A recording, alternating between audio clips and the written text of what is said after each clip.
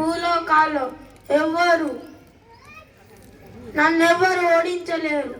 నన్ను ఎవరైనా ఓడించడానికి వస్తే వారికి ఇదే గతి. ఎవరు మీరు? ఇంత ఉగ్రంగా నన్ను చూచుతున్నారు. వీరని నా బానిసలుగా చేర్చుకుంటాను.